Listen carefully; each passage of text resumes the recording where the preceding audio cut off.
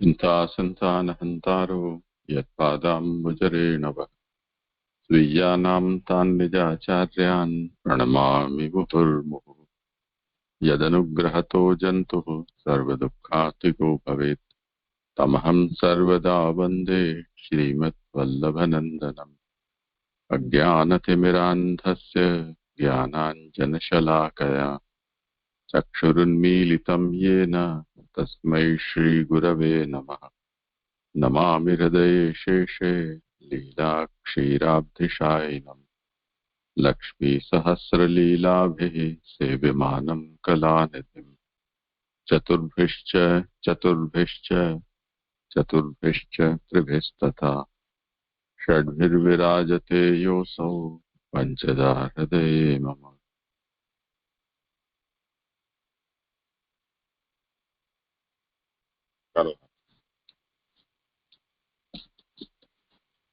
હા દીદી, દંડવત પ્રણામ. સોરડાથી ઉષા બોલું છું. હવે શ્રી ભાગવત શાસ્ત્ર સર્વનું ઉદ્ધારક અને સર્વશાસ્ત્ર વચનોનું નિવાહક છે. ભાગવત એ ભક્તિ શાસ્ત્ર છે. આનંદરૂપ હરિની આનંદરૂપ લીલા એ ભક્તિ શાસ્ત્રનો અર્થ છે. સ્કંદનો અર્થ શ્રીમદ ભાગવતના કુલ 12 સ્કંદ છે. તેમાં આપણે એક પહેલો અધિકાર લીલા અને બીજું સાધન લીલા એટલે કે જ્ઞાન લીલા આપણે જોઈ ગયા. તેમાં ત્રીજો સ્કંદ છે સર્ગ લીલા છે. આ સ્કંદના કુલ 33 અધ્યાય છે. સર્ગ એટલે કારણોની ઉત્પત્તિ. એ વાક્ય પ્રમાણે 33 અધ્યાયનો અર્થ સર્ગ છે. સર્ગ લીલામાં કુલ 10 પ્રકરણો છે. 1 થી 6 અધ્યાય બંધ સૃષ્ટિ, 7 થી 9 અધ્યાય સગુણ સૃષ્ટિ, 10 થી 11 અધ્યાય કાલ સૃષ્ટિ, 12મો અધ્યાય જીવ સૃષ્ટિ, 13 થી 19 અધ્યાય મુક્ત જીવ સૃષ્ટિ, 20 થી 24 અધ્યાય મોક્ષ સૃષ્ટિ પ્રકરણ અને 25 થી 27 અધ્યાય કાલ મુક્તિ. 28મો સાધન સહિત અષ્ટાંગો અને 29 થી 33 અધ્યાયમાં જીવ મુક્તિ પ્રકરણ છે. સર્ગ લીલાના પ્રકરણ 6માં મુક્તિ સૃષ્ટિ નિરૂપણ ચાલે છે. તેમાં આપણે 20મા અધ્યાયમાં બ્રહ્માજીની અનેક પ્રકારની સૃષ્ટિ થતા મનુ થયા એનું વર્ણન જોઈ ગયા. 21મા અધ્યાયમાં મનુ શત્રુપા સાથે દેવહૂતિને લઈને કદર્મના આશ્રમમાં આવ્યા. તેમાં તેમની ધર્મ સિદ્ધાંત નિરૂપણ ચાલી રહ્યું છે. તેમાં 1 થી 17 શ્લોક આપણે જોઈ ગયા. એમાં 1 થી 5 શ્લોકમાં મનુના વંશનું ખાસ ગુનો જાણવા વિદુજીએ પ્રશ્ન કરેલ છે. શ્લોક 9 થી મૈત્રેયને તેના ઉત્તર આપે છે. 9 શ્લોક થી 12 શ્લોક પ્રભુના સ્વરૂપનું વર્ણન કરે છે. 13મા શ્લોકમાં પ્રભુના દર્શન કર્યા પછી તેમની સ્તુતિ કરે છે. ભગવાન જ ફળરૂપ છે તેવું જાણવા છતાં કરદમ પોતે કામનાવાળા છે અને દુષ્ટ અંતરકાળવાળો છે, પણ પોતે સમાન સ્વભાવવાળી ગૃહસ્થોની ગાયરૂપી પત્નીને પરણવાની ઈચ્છાવાળા છે. સર્વના મૂળરૂપ આપના ચરણારવિંદ સમીપ આવ્યો છું. તેનું કારણ 16મા અધ્યાયમાં કહે છે કે હું પ્રજાપતિના સૃષ્ટિ કરવાનું કારણ છે, એમની આજ્ઞા બંધાયેલો છું. બીજું કે તેને 3 ઋણ અદા કરવાના છે: ઋષિ ઋણ, પિતૃ અને દેવ ઋણ. પોતે ભક્ત પણ છે એટલે ભગવાન કરે છે પત્ની આપવાની મને સંસારમાં થતું કોઈ પણ દુઃખ થશે નહીં. 17મા શ્લોકમાં મુખ્ય ભક્તોનું નિરૂપણ જોયું કે જે ભક્તો લોકોનો અને લોકોના અનુસરનારા પશુઓનો ત્યાગ કરી આપના ચરણ કે ભગવાનના ચરણ છત્રમાં આશ્રય કરેલા છે અને પરસ્પર આપના ગુણોનું વાણીરૂપ સમુદ્રમાંથી નીકળેલા કથા અમૃતથી બેહના ધર્મોને દૂર કરેલા છે, તેવા ભક્તોને પ્રાપ્તિ થતું ફળ 18મા શ્લોકમાં કહેવામાં આવે છે. હવે હું મારા 18, 19 અને 20 શ્લોક છે જે હું પારાયણ કરું છું. પહેલા શ્લોક 18: જરા રહિત અક્ષ ઉપર ફરતું, 13 આરાવાળું, 307 સાંગાવાળું, 6 નેમીવાળું, અનંત પત્રોવાળું, 3 નાભીવાળું, ભયંકર પ્રવાહવાળું, જગતને ઝડપી લઈ દોડતું આપનું ચક્ર એમના આયુષ્યને ઝડપી દોડતું નથી. શ્લોક 19માં: આપ પોતે એટલા છો, જગતને રચવાની ઈચ્છાથી પોતાની અંદર બનાવેલી યોગ માયાથી જેમ કરોડિયો ઝાડ રચે છે તેમ ભગવાન પોતાની શક્તિઓથી એ જગત રચો છો, તેનું પાલન કરો છો અને પછી સંહાર કરશો. શ્લોક 20: હે અધીશ્વર, આપ માયાથી જે અમને ભૂત સૂક્ષ્મ પ્રાપ્ત કરાવો છો તે સ્થિતિ અરે રે આપને ઈચ્છેલી નથી. હે પ્રભુ, જ્યારે માયાથી પ્રકાશથી તુલસી માળા દેહથી આપે દર્શન દીધા છે ત્યારે અમારા ઉપર કૃપા કરવા માટે ભલે તેમ હું. હવે શ્લોક 18 ને ઉઠાને કરું છું. જોઈશું 17મા શ્લોકમાં આપણને મુખ્ય ભક્તોના લક્ષણો બતાવ્યા 3 જાતના. હવે 18મા શ્લોકમાં એવા ભક્તોને ફળ કહેતા તેઓને કાલ વગેરે પીડા કરતા એમ કહે છે. હવે નીચેના શ્લોકમાં તેવા ભક્તોને જે 17માં બતાવ્યા એવા ભક્તોને પ્રાપ્ત થતું ફળ કહેતા તેઓને એટલે ભક્તોને કાલ વગેરે પીડા કરતા નથી એમ કહે છે. શ્લોક ન તે અજઃ અક્ષભ્રમિ આયુ એષામ ત્રયોદશ અરમ ત્રિશતમ ષષ્ઠી પર્વ સટનેમિ અનંત છબી યત્રેણાભિ કરાળ સ્તોત્ર જગત આશ્રિત ધાવત. શ્લોકાર્થ જરા રહિત અક્ષ ઉપર ફરતું 13 આરા વાળું 360 સાંધા વાળું 6 નેમી વાળું અનંત પત્રો વાળું 3 નાભી વાળું ભયંકર પ્રવાહ વાળું જગતને ઝડપી લઈ દોડતું આપનું ચક્ર એટલે કે ભગવાનનું ચક્ર એમના આયુષ્યને ઝડપી દોડતું નથી, ભક્તોના આયુષ્યને ઝડપી દોડતું નથી. સુબોધિનીજી, આપનું 3 નાભીવાળું કાલચક્ર આમના મુખ્ય ભક્તોના એટલે કે ભગવાનના મુખ્ય ભક્તોના આયુષ્યને ઝડપી લઈ દોડતું નથી એવા વાક્યનો સંબંધ છે. કાળ સર્વથી બલવાન છે અને બીજા કોઈથી પ્રેરાયેલો હોતો નથી એમ કહેવા તેના સ્વરૂપને પ્રવાહ તરીકે કહેલું છે. કે અહીંયા જે કાળ બતાવ્યો છે એ પ્રભુ દત્ત કાળ છે.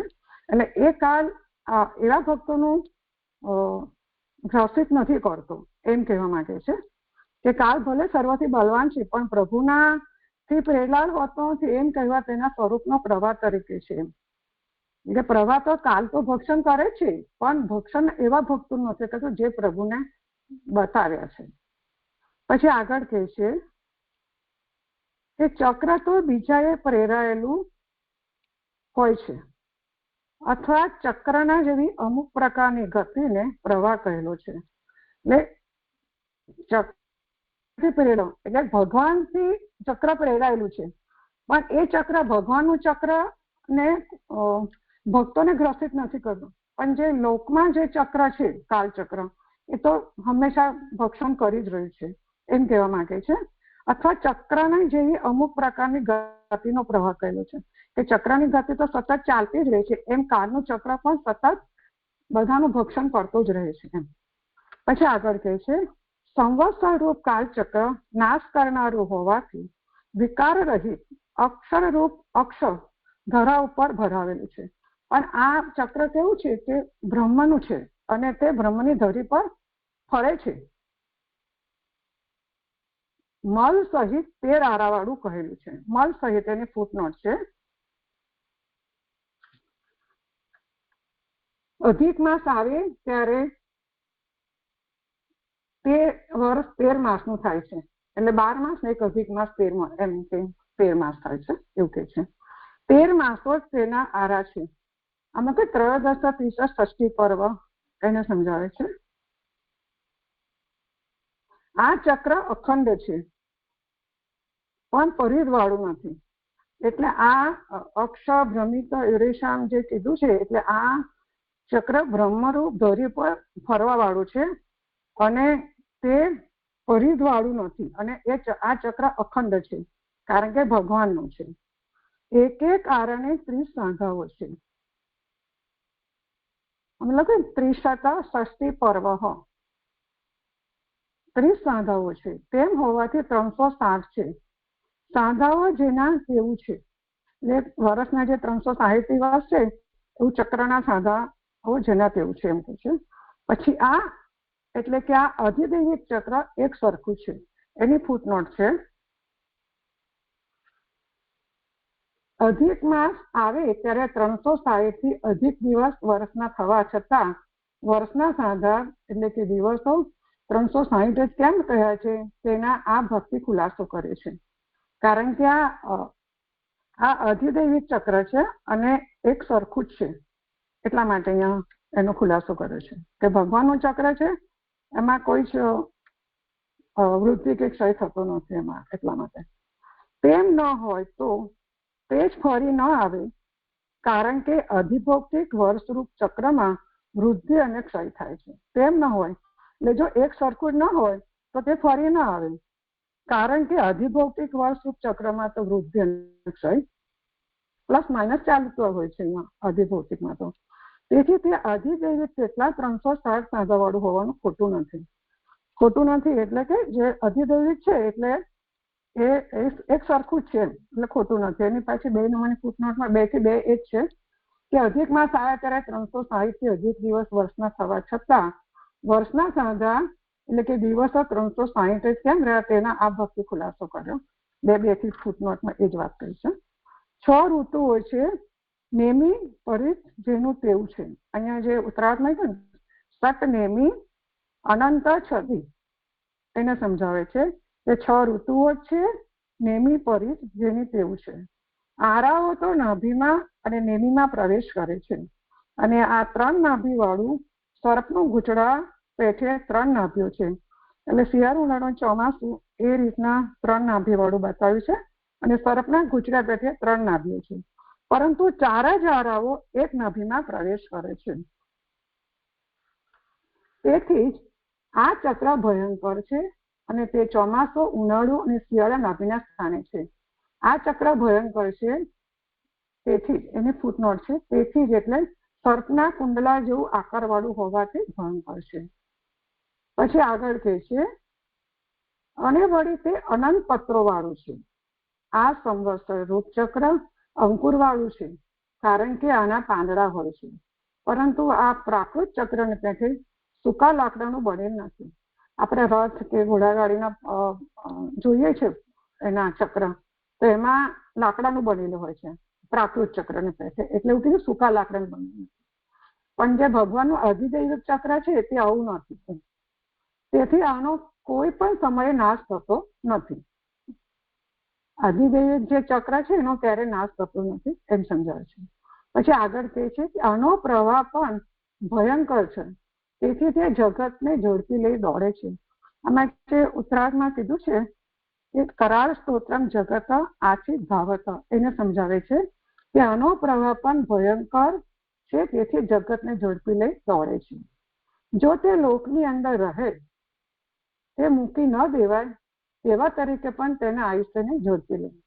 જો તે લોકની અંદર રહે એની ફૂટનોટ છે, લોક સર્વને ઝડપી જાય છે, તેથી ભક્ત લોકનો ત્યાગ ન કરતા લોકમાં રહે તો તેને પણ કાલ ઝડપી જાય એવો અર્થ છે. એટલે જો ભક્ત છે અને લોકમાં રહી રહ્યો છે તો કાલ એને ગ્રસિત કરશે એમ એ મહાપ્રભુ સમજાવી રહ્યા છે.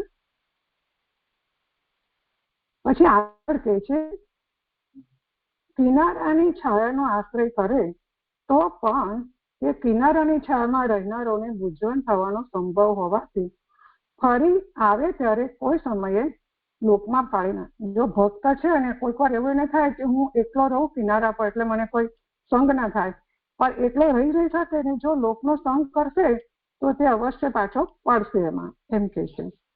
પછી આગળ કહે છે તે લોકની ઈચ્છા તેની સમીપ જાય તો જરૂર પડે અને લોકની ઈચ્છા રહે છે. એટલે કે લોકની ઈચ્છા એટલા માટે રહે છે કે એકલો રહેવાય જાય છે તો એકલા એને ફાવતું નથી, તો પછી કોઈનો સંગ શોધે છે અને સંગ શોધતા એને આવી લોકની ઈચ્છા થઈ એટલે પાછી પડે છે.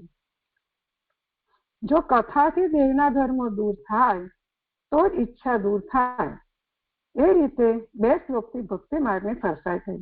17 અને 18 શ્લોકમાં ભક્તિ માર્ગની સરસાઈ કરી છે કે જો કથાથી દેહના ધર્મ દૂર થાય તો જ ઈચ્છા દૂર થાય.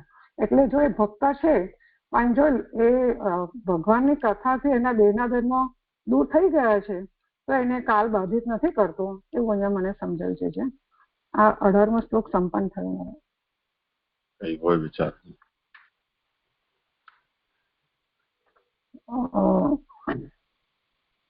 પાંદડા હોય છે પરંતુ એ મને સમજ ના પડી ગઈ.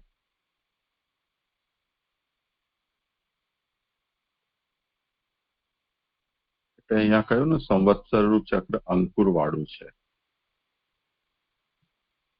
તો જે બીજ જો અંકુરિત થાય તો એના અંદર 2 પાંદડા પહેલા ફૂટતા હોય છે.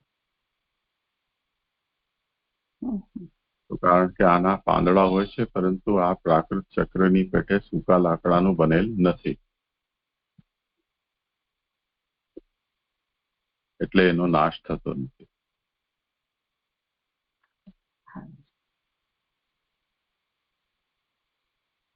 સમજાવી દેજો. કરો ભલે. હા જી. હવે શ્લોક 19 આમ આ શ્લોકમાં જે સત્વ રજ આવ્યું જોડો એમાં, કારણ કે સત્વ તરીકે અહીં પ્રભુનું ચક્ર છે અને રજ એટલે કે ચક્ર છે એ ફરતું રહે સતત, એટલે મને એમાં રજ સત્વ જોડે છે. એ બરાબર છે જે એમાં સત્વ રજ સત્વ જોડે છે?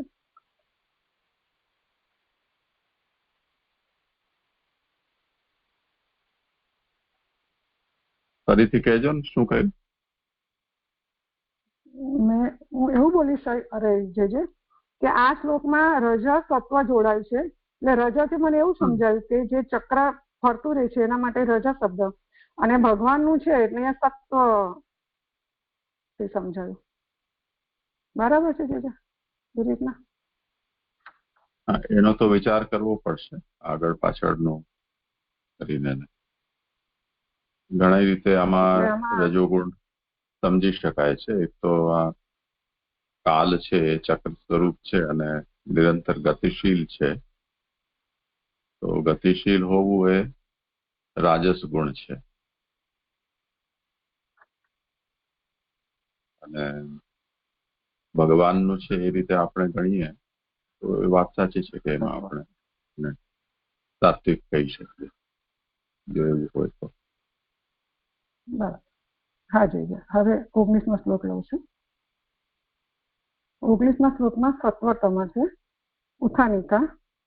તામસ પ્રકારથી ભગવાન જગતના કર્તા છે એમ કહીને અને તેમને લીલાથી ધારણ કરે દેહવાળા જાણીને નીચેના શ્લોકથી આરંભી 3 શ્લોકથી તેમની પાસેથી ઈચ્છેલું માંગે છે. એટલે કરદમ જેવા 19, 20, 21 શ્લોકમાં એમની જે ઈચ્છા છે અહીંયા આ શ્લોકમાં કહી રહ્યા છે. અહીંયા તામસ પ્રકારથી કેમ કહ્યું? સત્વતમ એટલા માટે જે કહ્યું કે અહીંયા ભગવાન સૃષ્ટિ કરવાના છે સત્વગુણથી થશે, અને તમસ એટલા માટે મને સમજાયું કે જે લય થવાનો છે ને, તો એ સંહાર કરવાની જે અહીંયા બતાવ્યું છે એ મને તમથી સમજાયું. તો 18મા શ્લોકની વાત કરી રહ્યા છે ને. 18મા શ્લોકમાં તામસ પ્રકારથી ભગવાન જગતના કર્તા છે એમ કહીને હવે લીલાથી ધારણ કરેલ દેહવાળા જાણીને ઈચ્છેલું માગે છે. જરા જોઈ લો આગળના વિભાજન કેવી રીતે. હા જી. એટલે એમાં શું, હા 12મા અરે કારિકા છે ને એમાં એક મિનિટ,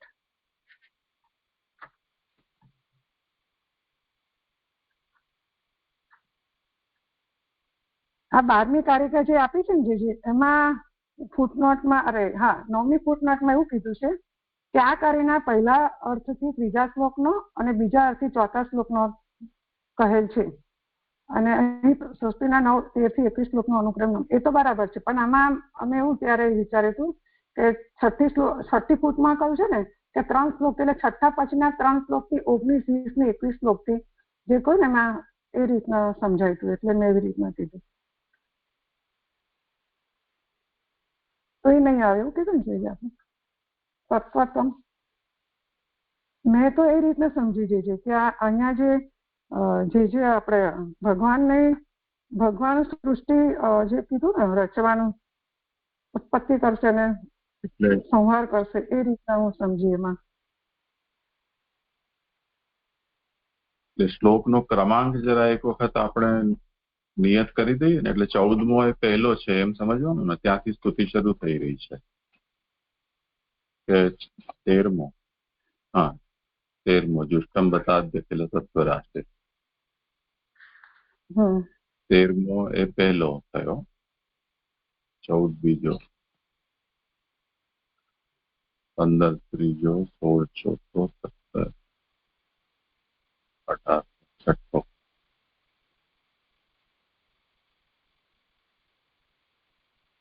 જો કોઈ આમાં મહેનત કરી હોય તો બોલે તો ખબર પડે. આપણે ક્લાસમાં કર્યું ને જે આપણે માસી ને સુનતાબેન જોડે, ત્યારે એમાં 36 ફૂટનોટમાં લખ્યું છે ને 3 શ્લોકથી, તેમાં 19, 20 ને 21 લખે તો, એટલે 19 શ્લોકમાં મેં પછી સર્વોત્તમ એ રીતના જોડ્યું અને મને એ રીતના સમજાઈ ગઈ છે, એટલે મને બીજી તો નથી ખબર હવે. નહીં, અહીંયા 238માં આના ઉપર છે ને, પહેલા 3 શ્લોકથી સત્વરજ, રજોરજ અને તમોરજ ગુણવાળી સ્તુતિ કરે છે, એટલે 13, 14 અને 15 એ થઈ ગયા. ચોથા શ્લોકમાં સત્વતમ ગુણવાળી છે, તો 13, 14, 15, 16 થયું, બરોબર ને? હા જી. પછી સત્વ અને રજસ સત્વ એ 5 અને છઠ્ઠા, એટલે 17, 18 થઈ ગયું. અને છેવટનું એટલે 9મા શ્લોકમાં રજસત્વ ગુણવાળી સ્તુતિ, તે છેવટનું એટલે પછીના ગુણો, બાકીના ગુણવાળી સ્તુતિ કરે છે.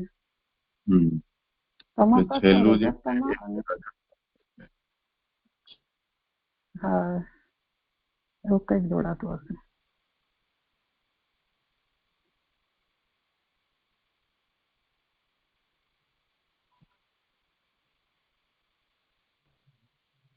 દંડવત પ્રણામ. આપણે પૂછી રહ્યા છો ને કારિકાનું, એ લખ્યું છે એટલે કહું છું. એ 13, 14, 15, 16 એટલે પહેલામાં 13માં સત્વરજ, 238ના પેજ પર જે બીજી ફૂટનોટ છે ને એના પ્રમાણે 13માં સત્વરજ, 14માં રજોરજ, 15માં તમોરજ. પછી ચોથા શ્લોકમાં એટલે 16મો શ્લોક ત્યાં આવ્યો સત્વતમ. પછી ચોથી નોટ પ્રમાણે સત્વ એ 5માં છે, એટલે 17મા શ્લોકમાં સત્વ, 18મા શ્લોકમાં રજ સત્વ. પછી 7મી નોટ પ્રમાણે 19મો શ્લોક આવે છે કે સત્વથી ભળેલું રજ એટલે સત્વરજ. 20મા શ્લોકમાં તમ સાથે ભળેલું રજ. અને 21મા શ્લોકમાં એટલે 5મી નોટ પ્રમાણે 9મા શ્લોકમાં છેવટનું રજસત્વ, એ 21મો. એવી રીતે 13 થી 21 9 ગુણ થયા છે. હા, એટલે તમે 19માં સત્વરજ કીધું, બરાબર? 19માં 5મી નોટ પ્રમાણે રજસત્વ. હા, રજસત્વ, મેં સત્વરજ ઊંધું લખ્યું. ઓકે, હા ભલે. હા,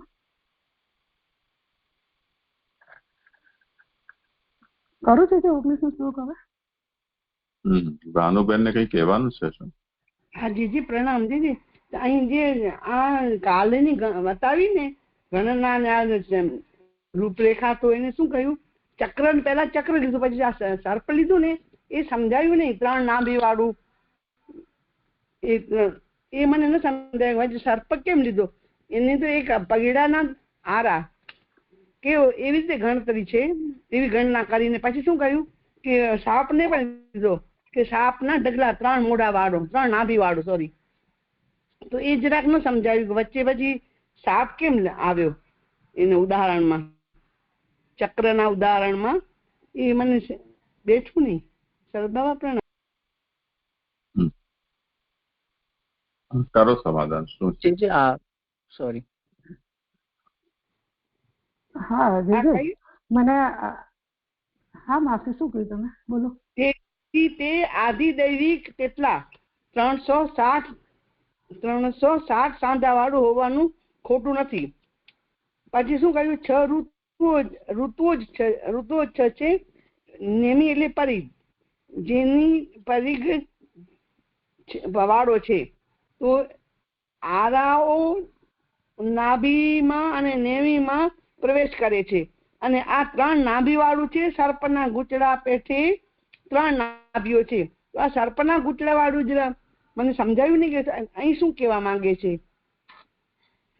રથના આરાનું તો સમજાયું.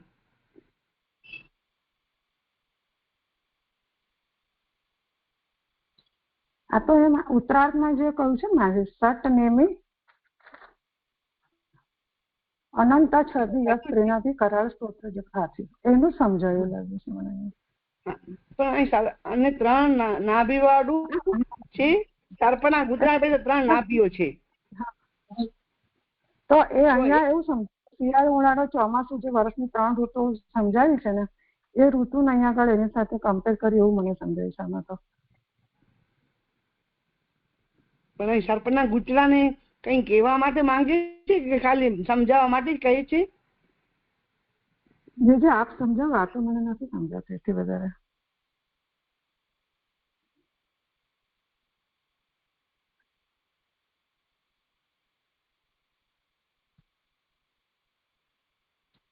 ત્રણ જે ઋતુઓ બતાવવી છે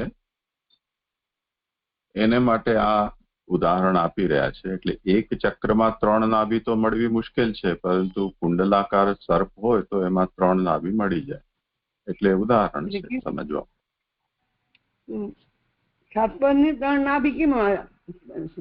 શરૂઆત, મધ્યમ અને અંત એવી રીતે? સર્પની 3 નાભી મને એ નથી ખબર પડતી કે સર્પને 3 નાભી કેવી રીતે સમજવી એમ.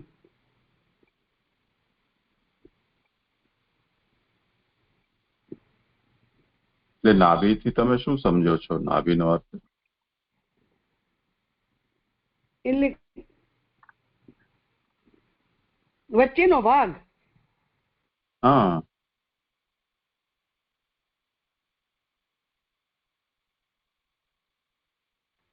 બરાબર. હા જી હા હા હા સમજી. હા, એ વચ્ચેનો ભાગ. બરાબર. હા, નાભી. થયું સર્પનું. હા બોલો નિલેશભાઈ શું કહે છે? હા, જે આપે જે પ્રશ્ન પૂછ્યો ને એટલે એમાં આમને કહ્યું ને પારુલબેને કે આવી રીતના 9 છે, પણ એનાથી આપના પ્રશ્નનું સમાધાન તો મને મળ્યું નહીં કે તામસ પ્રકારથી ભગવાન જગતના કરતા છે. તો એટલે કાલથી કર્યા એટલે તામસ કીધા ભગવાનને? એટલે એ હજી અસ્ફુટ રહ્યું છે મને. જે હા, એટલે એ તો ખેર અહીંયા જે વિભાજન કરેલું છે ગુણોથી એના સાથે આનો સંબંધ નથી લાગતો, પરંતુ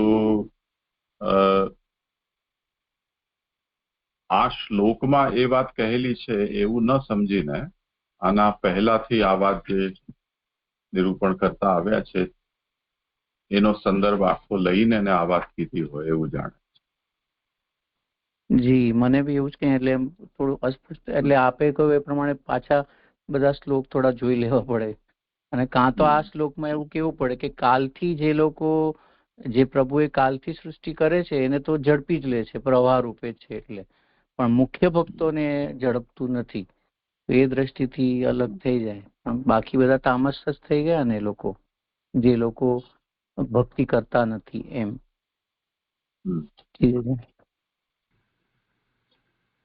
અમે જે રજતમ એમ કર્યું હતું કે સતત દોડી રહ્યું છે એનું રજત્વ છે, અને તમત શું છે? ભક્ષણ કરે છે બધાનું. એવી રીતે અમે એને લીધું હતું તે કાલના સ્વરૂપને. નિલેશભાઈ બરોબર છે? હાજી, મને બી એવું જ લાગ્યું કે કાલનું કહ્યું ને કે ભાઈ જગતને નાથી લે છે. જે લોકો ભક્તિ નથી કરતા એ લોકોને પ્રવાહ ખેંચી જાય છે, એવું કંઈક. જે મહાપ્રભુજી પણ કહ્યું છે કે જો કૃષ્ણથી વિમુક્ત થશો તો કાલ જશે. Possibly I mean. જી જી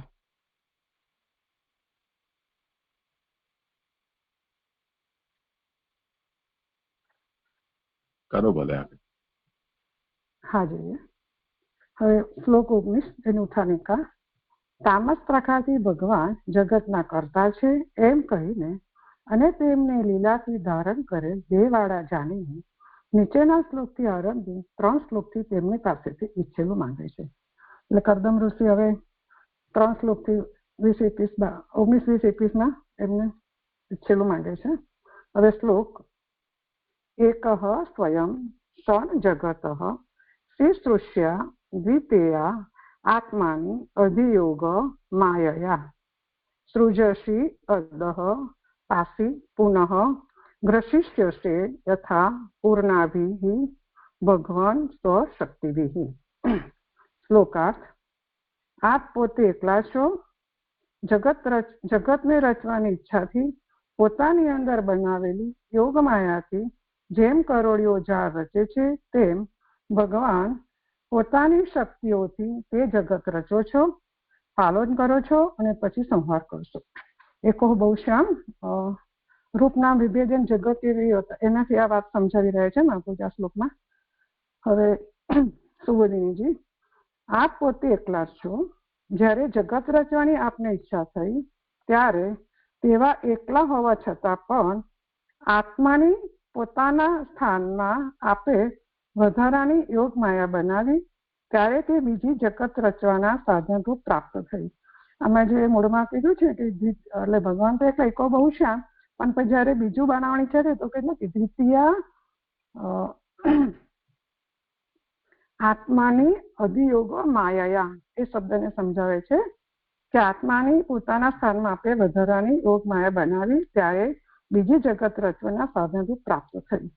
ત્યારે બધું એ અસ્પષ્ટ રૂપ વાળું પણ જગત આપ રચો છો, તેનું પાલન કરો છો અને પછી તેનો સંહાર કરશો. એટલે આપ અવ્યક્ત રૂપ જગત પણ આપ રચો છો અને તેનું પાલન કરો છો અને પછી તેનો સંહાર કરશો. જે આપણે રૂપના વિભેદન છે, આપણે જગત કીધું એ અત્યારથી આપણે સમજીએ છીએ એ વાત અહીંયા મહાપ્રભુજી સમજાવી રહ્યા છે. પછી આગળ કહે છે, સહાય કરનાર ન હોય ત્યારે માત્ર સાધનની જરૂર હોવાનું દ્રષ્ટાંત જેમ કરોડિયા શબ્દથી કહેલું છે તેમ કરવાની શક્તિ હોવાનું ભગવાન શબ્દથી કહેલું છે. કે જેમ કરોડિયો પોતાની ઝાડમાંથી રચે છે અને પાછું પોતાની અંદર બધું એમાં સમાવી દે છે, તેમ ભગવાન જગત રચવાની શક્તિ વાળા છે અને પોતાના સત્વ વગેરે શક્તિઓ કરોડિયા ઝાડની સાંચનામાં અંશરૂપ છે. એટલે અહીંયા જે કીધું છે કે શબ્દ જે વાપર્યો છે મૂળ શ્લોકમાં કે ભગવાન સ્વશક્તિથી, એટલે ભગવાન પોતાની શક્તિથી જ રચે છે અને પણ સંહાર પણ કરે છે. એ વાત અહીં સમજાવી રહે છે અને કરોડિયાના દ્રષ્ટાંત આપીને એના અંશરૂપ પ્રાર્થનાના અંશરૂપ છે. અહીંયા 19મો શ્લોક સંપન્ન થઈ ગયો.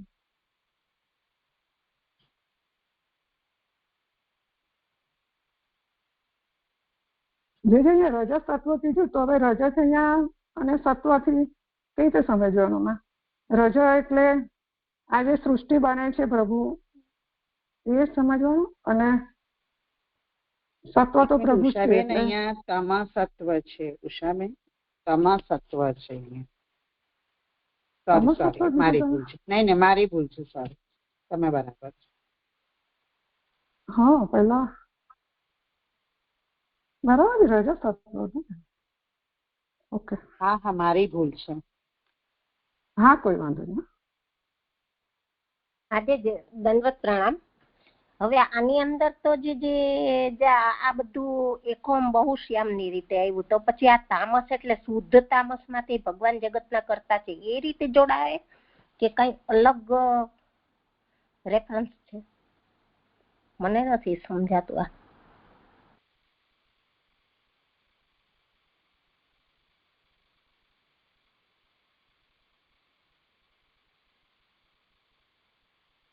તમને પૂછી રહ્યા છે, સમાધાન કરો.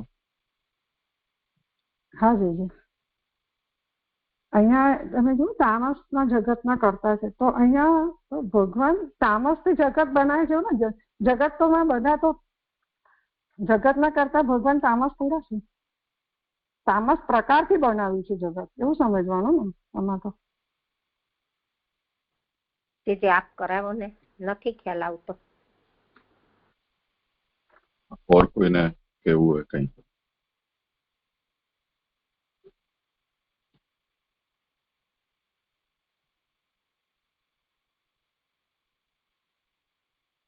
અહીંયા ભગવાનમાં કે સૃષ્ટિમાં આ ગુણોને શોધવાના નથી. આ તો જે સ્તુતિ કરનારાઓના જે ભાવ છે એનું વર્ણન થઈ રહ્યું છે.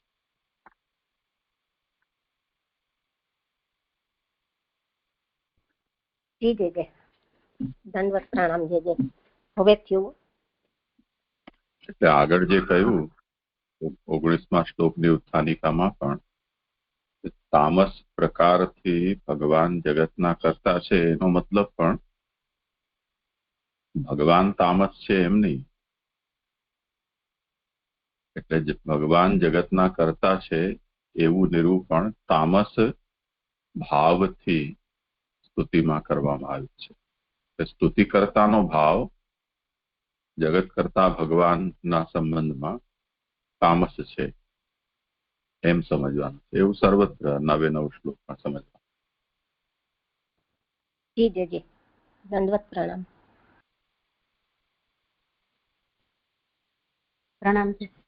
અહીંયા જે કહ્યું ને છેલ્લી લાઈનમાં 244 પેજ પર કે એ અસ્પષ્ટ સ્વરૂપ વાળું પણ જગત આપ રચો છો, તો અહીંયા અસ્પષ્ટ સ્વરૂપ વાળું એટલે શું સમજવાનું? પ્રણામ છે. એટલે અવ્યક્ત પણ રચે છે ને ભગવાન જગત, એ જ વાત સમજવાનું છે ખાલી એમાં. પહેલા પણ ગયા વખતે કરે ને ત્યારે પણ આમાં આ જ ઉલ્લેખ કર્યો હતો. અસ્પષ્ટ વાળામાં અવ્યક્ત તરીકે સમજવાનું છે. હા, એટલે પ્રત્યક્ષ જે જગત દેખાય છે અને જે જગત આપણને નથી દેખાતું એ પણ આપ રચો છો એવી રીતે. હા બસ એ રીતે.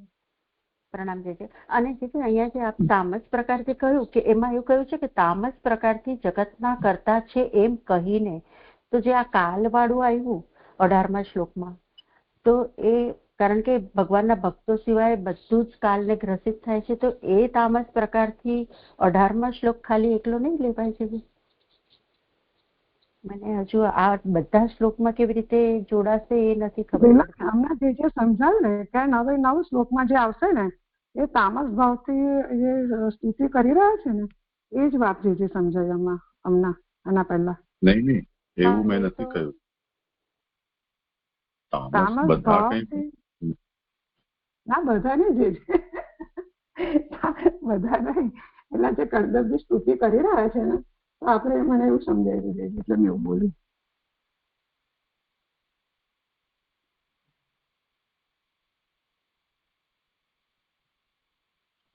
એટલે ખાલી જે 18મા શ્લોક પૂરતું જ આ જે તામસ પ્રકાર કયો એ 18મા શ્લોક પૂરતું જ સીમિત નહીં રહે કે કાલની જે વાત આવી એના પૂરતું? કારણ કે એવું કહ્યું છે કે એમ કહીને અને તેમને લીલાથી ધારણ કરેલ દેહવાળા જાણીને નીચેના શ્લોકથી હવે ઈચ્છેલું માંગે છે, તો એટલે એમ કહીને એટલે એક જ શ્લોક લેવાશે કે આગળના બધા લેવાશે? નહીં, એ જ તો કહી રહ્યો છું. તામસ ભાવની માત્ર વાત છે અને અહીંયા પૂરતી જ વાત છે. પણ હવે એ જોવાનું રહ્યું કે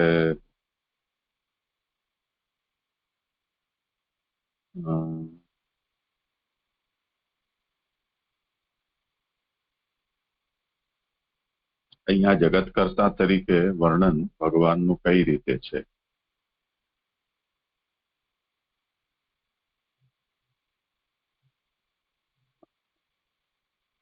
કેમ કે અહીંયા તો કેવલ કાલચક્ર જે બીજા બધાનો ગ્રાસ કરી રહ્યો છે પરંતુ ભક્તોનો ગ્રાસ નથી કરતો, એટલું જ વર્ણન છે ને 18મા શ્લોકમાં. એટલે એમાં ઉત્થાનિકામાં એવી રીતે આવ્યું કે આપનું 3 નાભી વાળું કાલચક્ર આપના મુખ્ય ભક્તોના આયુષ્યને ઝડપી લઈ દોડતું નથી એવો વાક્યનો સંબંધ છે. એટલે પછી આગળ વાત કરી છે. એટલે એમાં જગત કરતા શું આવ્યું? જગત કરતા તરીકે નથી આપ્યું, ખાલી આ કાલનું જ આખું વર્ણન આવ્યું છે. જગત કરતાનું જોવું પડશે સમાજ.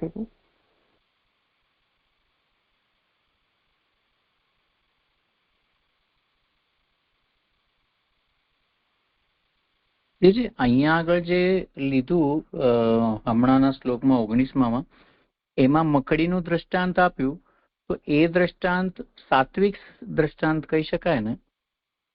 કારણ કે એમાં પ્રભુની, કારણ કે અહીંયા આપણે એમ પણ કહ્યું ને કે આ સત્વ પણ છે, એટલે તો રજ અને સત્વનું કોમ્બિનેશન છે. તો અહીંયા આગળ એમને ધ્યાનમાં એવું આવી રહ્યું છે એવો ભાવ કે મકડીથી થઈ રહ્યું છે, કરોળિયામાંથી પોતે જ સંહારને પોતે જ ઉત્પન્ન કરે છે. તો એ પ્રકારનું સાત્વિક જ્ઞાન છે. તો અહીંયા એ દ્રષ્ટિથી લેવાય, જેમ તામસ તામ આપણે વિચાર્યું તો એવી રીતે. પ્રણામ છે.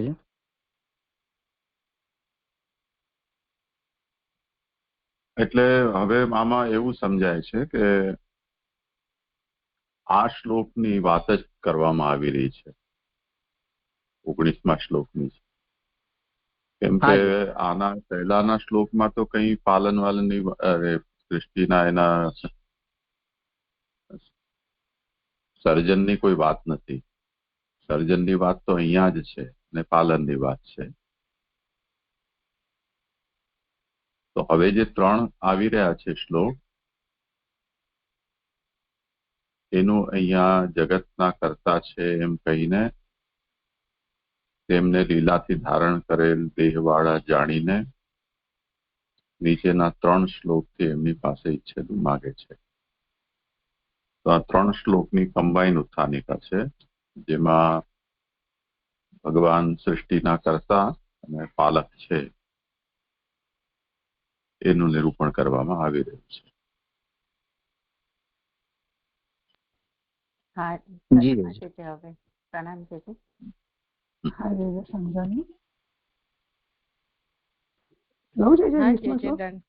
દંડવત પ્રણામ છે.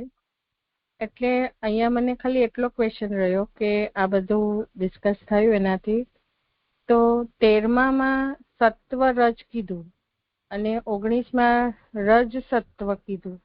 તો પહેલા રજ ને પછી સત્વ, એમાં કોઈ ડિફરન્સ ખરો કે જે એ મને ક્લિયર કરવું?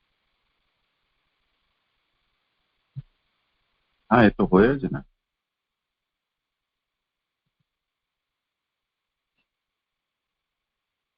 કારણ કે પહેલા 3માં રજ કોમન છે ને સાત્વિક રાજસ તામસ કહી રહ્યા છે 13, 14, 15માં.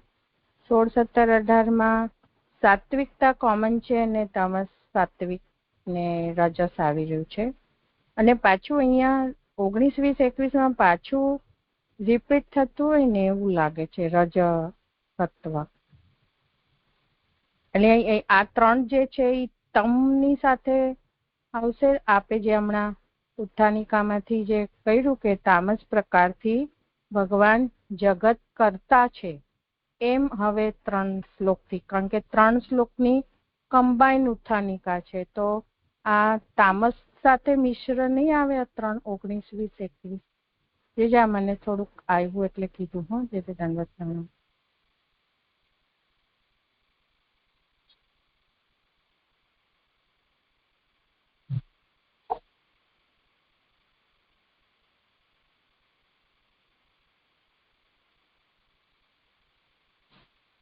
પ્રણામ છે. જે પહેલે દિવસે જયારે આ પ્રશ્ન પણ મેં પૂછ્યો હતો ને, ત્યારે આપે જે આન્સર આપ્યો તેના બેઝ ઉપર થોડુંક એવો વિચાર કરતા કરતા એવું લાગ્યું કે જે પહેલી લીટીમાં જે સમજાવે છે ને, એ હંમેશા એમના એ ગુણને સ્થાપિત, એટલે દરેક લીટી એક ગુણને દર્શાવે છે. તો અહીંયા આગળ પણ જે ગુણ દેખાઈ રહ્યા છે કે યોગ માયાથી કેવી રીતે, તો એ એમની રજસ્તા છે. અને પછી મકડીનો જે ઉદાહરણ આપ્યું તો એમાં જ્ઞાનમાં સ્પષ્ટતા છે, એટલે સત્વ કહ્યું. આવી રીતે થોડો વિચાર કર્યો તો, પણ થોડોક સમયના અભાવે એટલું બધું નથી ડિટેલ કર્યું. પણ મને એવું લાગે કે દરેક પહેલી લીટી એને એ રીતના કે છે, એટલે મહાપ્રભુજી એના એ ગુણ પ્રમાણે એવું લઈ રહ્યા હોય એવું કંઈક સમજાયું છે. મે બી આઈ એમ નોટ રાઈટ, બટ થોડું એવી સમજ આવી. પ્રણામજી. હા, એટલે એક વખત તો આપણને એ ફિક્સ કરી લેવું જોઈએ કે કયા શ્લોકમાં કયા ભાવથી સ્તુતિ કરવામાં આવી રહી છે, એમાં કોઈ સંશય ન રહી જાય. પછી આપણે એના વિવરણમાં, મૂળ શ્લોક અને એના વિવરણમાં એ ગુણને અનુરૂપ જે પણ નિરૂપણ આવતું હોય એને આપણે વિચારી શકીએ. એ દૃષ્ટિથી 5મી ફૂટનોટમાં 13મા શ્લોકમાં જે કહ્યું કે છેવટનું એટલે 9મા શ્લોકમાં રજસ સત્વ ગુણવાળી સ્તુતિ છે, આમ પ્રકાશકાર કહી રહ્યા છે. એના ઉપર નાનુભાઈએ એમ કહ્યું છે કે છેવટનું તાત્પર્ય અહીંયા બાકીના જે 3 ગુણો વાળી એટલે 13 થી લઈને 16 કે 17 સુધી 19, 20, 21 એમ થયા ને, તો 18 શ્લોક સુધી જે નિરૂપણ થઈ ગયું એમાં જે પણ ગુણો ના ભાવો વાળી સ્તુતિઓ સંપન્ન થઈ ગઈ ને પછી હવે જે ગુણો બચ્યા છે તે અહીંયા છેલ્લા 3 શ્લોકમાં છે એમ સમજવું, એવું નાનુભાઈનો અભિપ્રાય છે.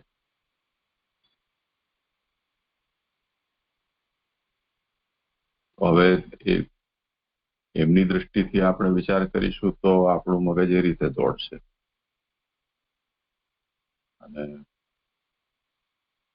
છેલ્લા શબ્દનો મતલબ 9મો શ્લોક છેલ્લો ગણો તો પછી બાકીનામાં શું એ વિચારવાનું રહી જાય છે. થોડું અટપટું છે. એમાં પહેલા 3 શ્લોક થી સત્વરજ, રજોરજ અને તમોરજ એમ રાજસ ના 3 પ્રકાર છે એ કહેવાઈ ગયા.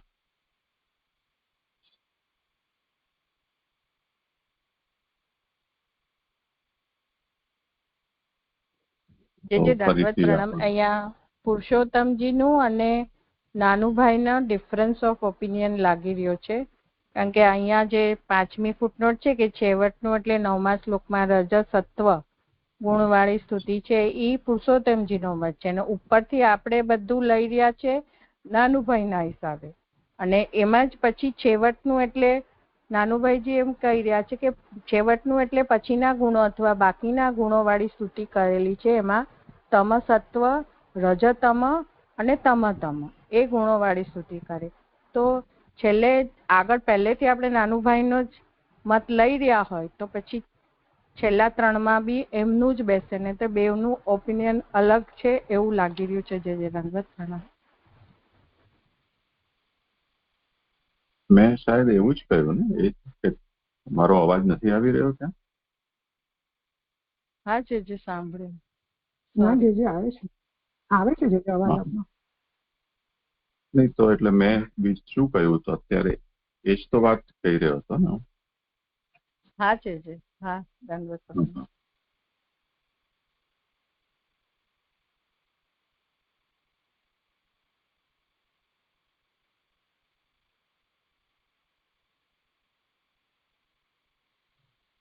કરું જે 20મો શ્લોક. હા કરો. હા દંડવત પ્રણામ. શ્લોક એટલે આ પ્રશ્ન હજી આપણે કોઈ નિર્ણય ઉપર નથી પહોંચ્યા એવો આનો મતલબ છે.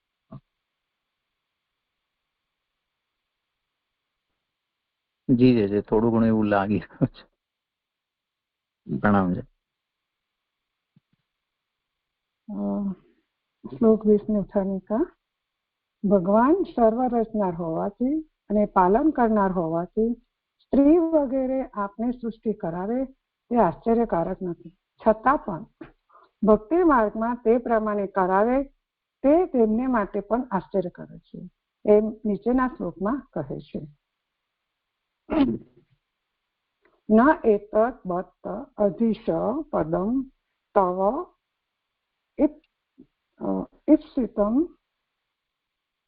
માયયા ન તનુષે ભૂત સૂક્ષ્મઃ અનુગ્રહાય અસ્તુ અયિ યહિ માયયા લસત તુલસ્યા તનુવા વિલક્ષિતઃ.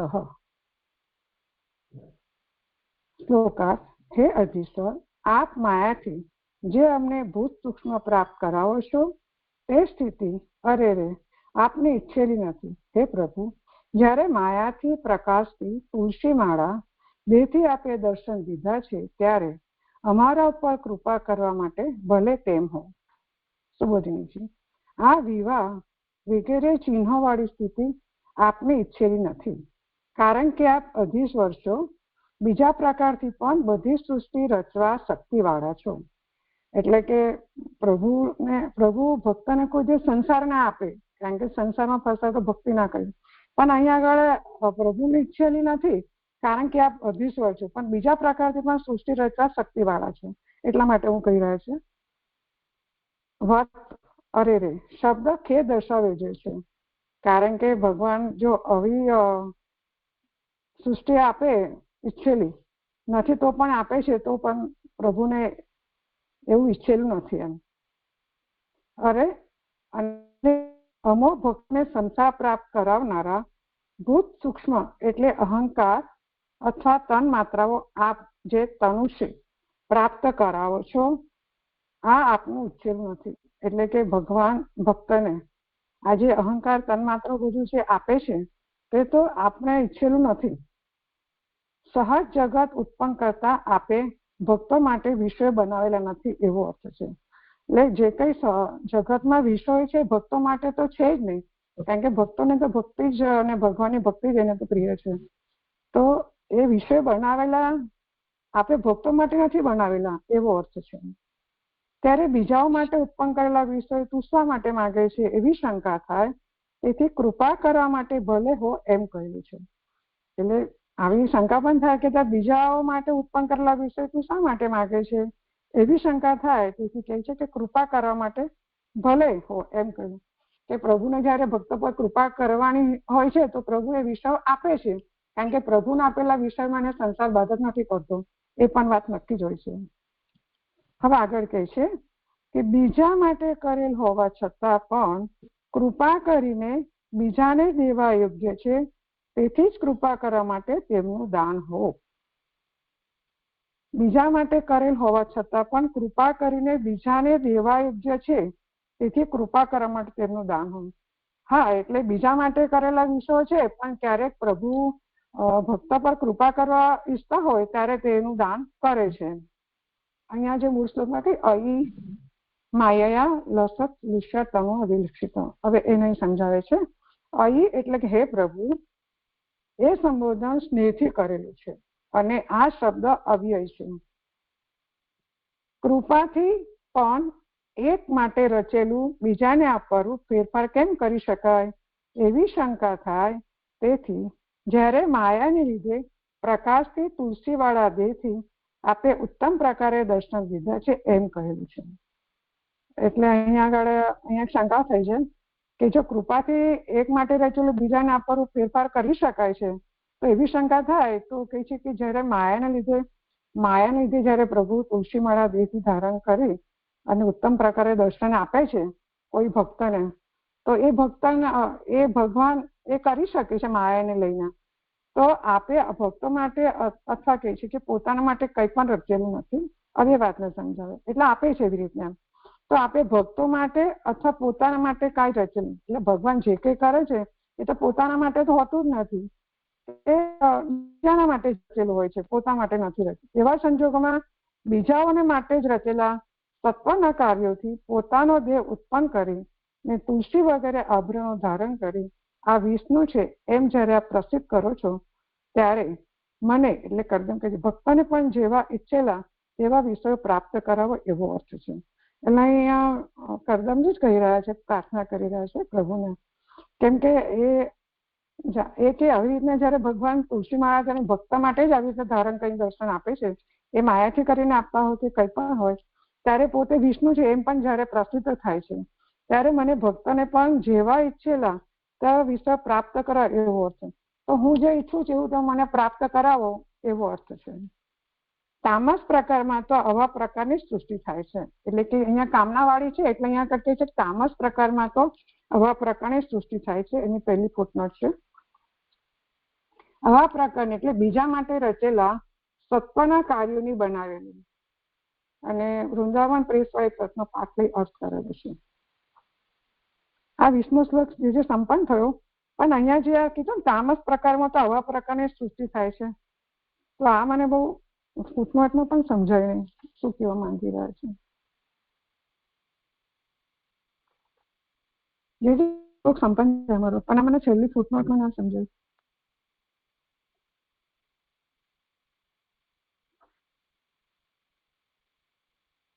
કોઈને સમાધાન કરવું હોય તો.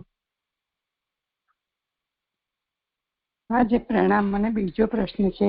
આ પ્રશ્ન હતો કે આ છેલ્લી ફૂટનોટ એ પહેલી નહોતી સમજાતી. પ્રણામ. ને બીજો પણ છે પ્રશ્ન. આવા પ્રકારની એટલે બીજા માટે રચેલા સત્વના કાર્યોની બનાવેલી. એટલે આમાં શું છે કે મૂળ પાઠને લઈને ને તામસ ભાવત્વેપી એવં વિધૈવ સૃષ્ટિ.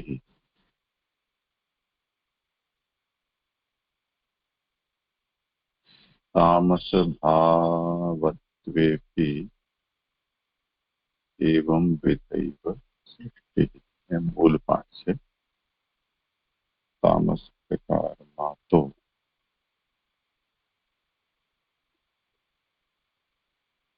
આવા પ્રકારની સૃષ્ટિ થાય છે.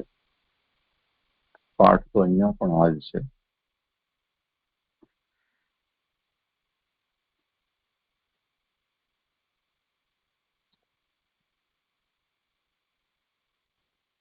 જે હું કહું આમાં આ અહીંયાથી કનેક્ટ થાય છે. 19મા શ્લોકની ઉત્થાનિકા છે ને એ તામસ પ્રકારથી ભગવાન જગતના કર્તા છે.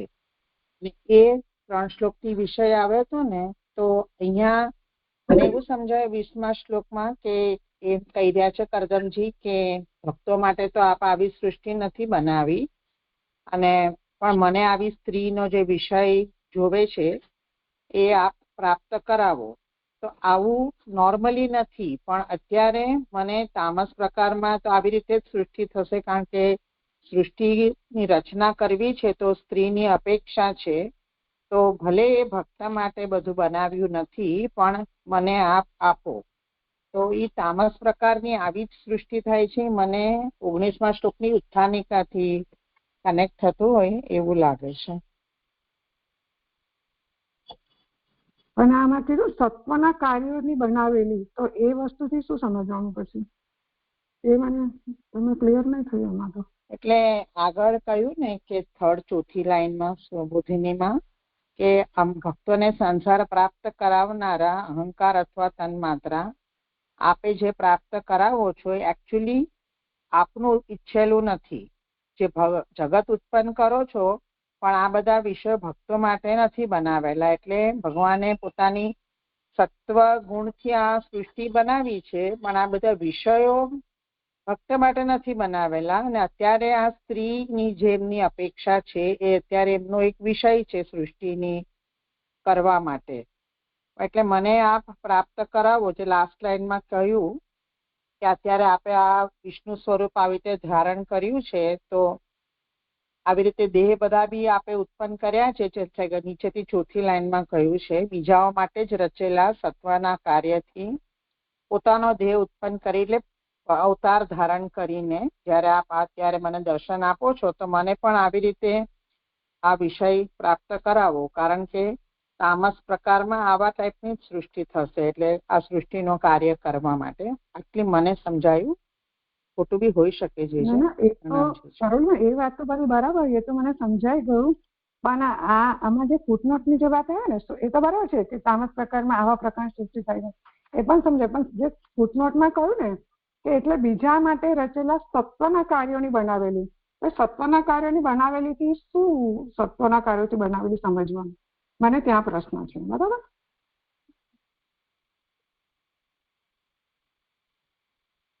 અહીંયા જે નિરૂપણ આવી રહ્યું છે એમાં કરદમજી જે છે એને બ્રહ્માએ આજ્ઞા કરી છે અને તે અનુસાર આગળ એમને સ્ત્રીની અપેક્ષા રહેશે.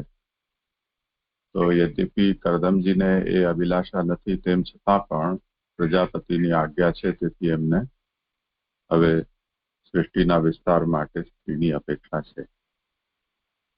તો એ આગળ આપણે વાત જોઈ હતી કે એમને પોતાના જે દોષો છે એનું પણ એમને જ્ઞાન થઈ રહ્યું છે અને એનું એ પોતે ભગવાનને જ્ઞાપન પણ કરી રહ્યા છે. એમાં જે કરદમજી કહે છે કે આપ માયાથી જે અમને ભૂત સૂક્ષ્મ પ્રાપ્ત કરાવો છો તે સ્થિતિ આપની ઈચ્છેલી નથી. તો ભૂત સૂક્ષ્મ પ્રાપ્ત કરાવવાનો મતલબ ઇન્દ્રિયોને એના વિષયો પ્રાપ્ત કરાવવા. એ ભૂત સૂક્ષ્મ તામસ છે. તો એના સંબંધમાં એ કહી રહ્યા છે કે આ જ પ્રકારનું જે સહજ જગત ઉત્પન્ન કરતા આપે ભક્તો માટે વિષયો બનાવેલા નથી.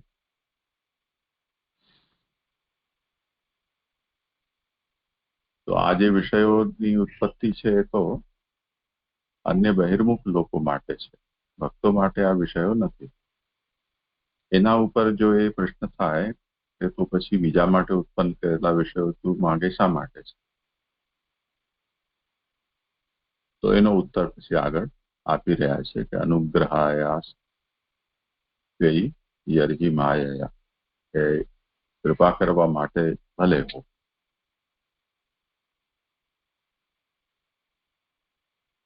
તો બીજા માટે કરેલ હોવા છતાં પણ કૃપા કરીને બીજાને દેવા યોગ્ય છે, તેથી જ કૃપા કરવા માટે તેમનું દાન હો.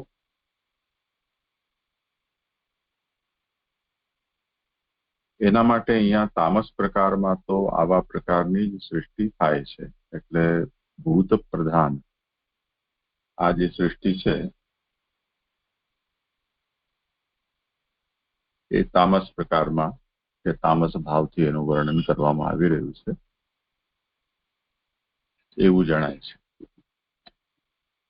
તો તામસ ભાવત્વેપી એવં વિધૈવ સૃષ્ટિ. હવે આ સૃષ્ટિ છે એ સમગ્ર સૃષ્ટિના સંદર્ભમાં પણ આને વિચારવું હોય તો થોડું ખેંચી તાણીને લઈ શકાય, અને કરદમજીના સંદર્ભમાં આનો વિચાર કરવો હોય તો પણ લઈ શકાય. કે અત્યારે જે આ સૃષ્ટિ છે એમને સ્ત્રીની પ્રાપ્તિ થાય તો ભોગ્યતયા એમને પ્રાપ્ત થાય, જેવી રીતે એમને દેહ વગેરે પ્રાપ્ત થયા છે તેવી રીતે. તો એમાં પણ આવું અર્થ આપણે લઈ શકીએ. કેમ કે મને ભક્તને પણ જેવા ઈચ્છેલા તેવા વિષયો પ્રાપ્ત કરાવવો એવો અર્થ છે. તો હવે અહીંયા પણ એમની એક જાતની વિષય પ્રાપ્તિની કામના છે, એ તામસ કામના જ છે ને. તેથી એ જ પ્રકારની અહીંયા એ સ્તુતિ પણ કરી રહ્યા છે.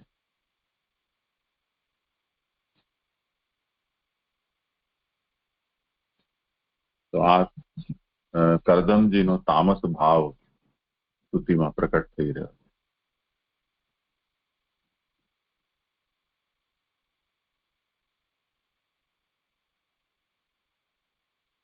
જી જી, આ સમજાઈ ગયું.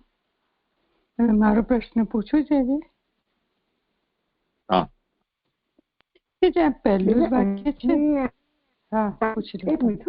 જે આમાં એટલે એવું સમજાય ને કે કદમજીની કામના વાળી છે એટલે તામસ ભાવ એમને બતાવે, એવું સમજવાનું છે ને. કામના માત્ર નહીં પણ વિષયની કામના અહીંયા છે, જેને અહીંયા ભૂત સુખની પ્રાપ્તિના રૂપમાં કહી રહ્યા છે. હા જી, સમજાય. કેમ કે ભગવાને પણ અહીંયા દર્શન આપ્યા છે. એમાં કરદમજીને તુલસીની માલા ધારણ કરેલા ભગવાને દર્શન આપ્યા છે. એટલે ભગવાન પણ એવું અહીંયા સંકેત કરી રહ્યા હોય એવું લાગે છે કે હું પણ તારી જેમ પરણેલો છું.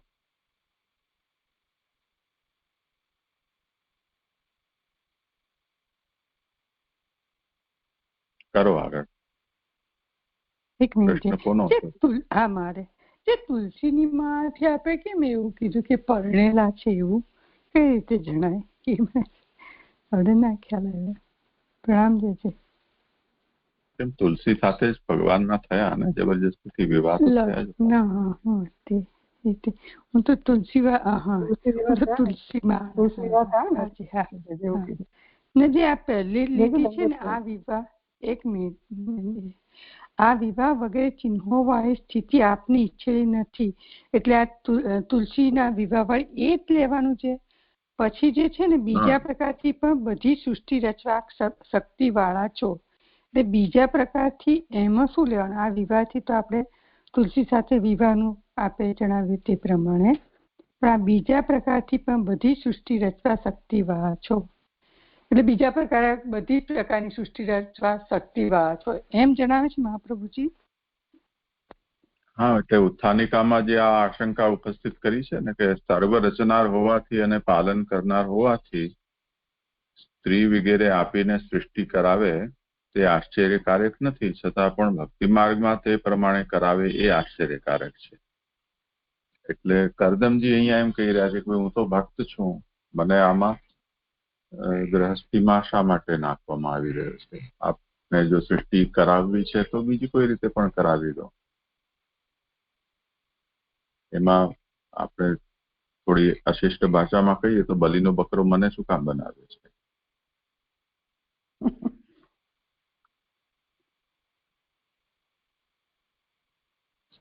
ઠીક છે. હા, એટલે બીજા પ્રકારથી પણ સૃષ્ટિ રચવા શક્તિવા છો, એટલે તમે ચાહો તો બીજા કોઈ પણ પ્રકારથી કરાય. હા છે, સૃષ્ટિ ન કરીને બીજા કોઈ પ્રકારથી કોઈ રીતે કરી. બરાબર છે. તો જે મૈથુનની સૃષ્ટિ ભગવાન ઈચ્છી રહ્યા છે તો એ પણ તામસ જ પ્રકાર થયો ને? પછી નહીં, પ્રકાર તામસ થયો કે ન થયો એ જુદો વિચારવાનો વિષય છે. અત્યારે તો કરદમજીની સ્તુતિમાં એ ભાવો 9 શ્લોકોથી 9વિધ ભાવો એમના સ્તુતિમાં પ્રકટ થઈ રહ્યા છે એવું કહેવામાં આવ્યું.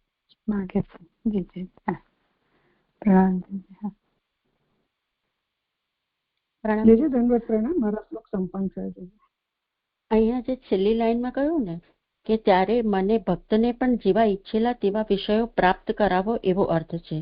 એટલે એમને તામસ વિષયોની જે ઉપર આવ્યું એ રીતે ઈચ્છા કરી, એટલે તામસ કામના કરી. પછી જે કહ્યું ને કે તામસ પ્રકારમાં તો આવા પ્રકારની જ સૃષ્ટિ થાય છે. એટલે આપણે એવું સમજવાનું કે હવે પછી જે કરદમ અને દેવહૂતિ થકી જે સૃષ્ટિ થશે એ તામસ પ્રકારની જ થશે, કારણ કે એમને એવા તામસ કામના રાખી છે, એવું સમજાય છે.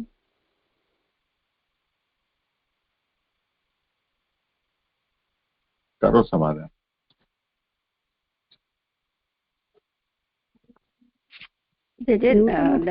મારો ટર્ન હતો એટલા માટે મેં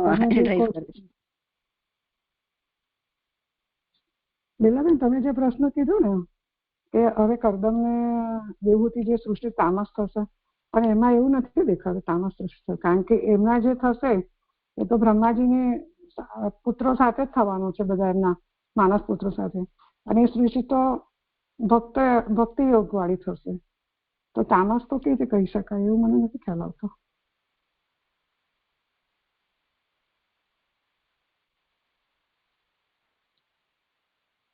હા, એ 9 દીકરીઓ તો એમની બ્રહ્માજીના પુત્રોને જ કહી છે, પણ આ જે અહીંયા કહ્યું ને લાસ્ટ લાઈનમાં, એટલે મને એવો વિચાર આવ્યો કે હવે જે આગળ સૃષ્ટિ જે થવાની છે પૃથ્વી ઉપર એ આવા પ્રકારની થાય એવું સમજે છે.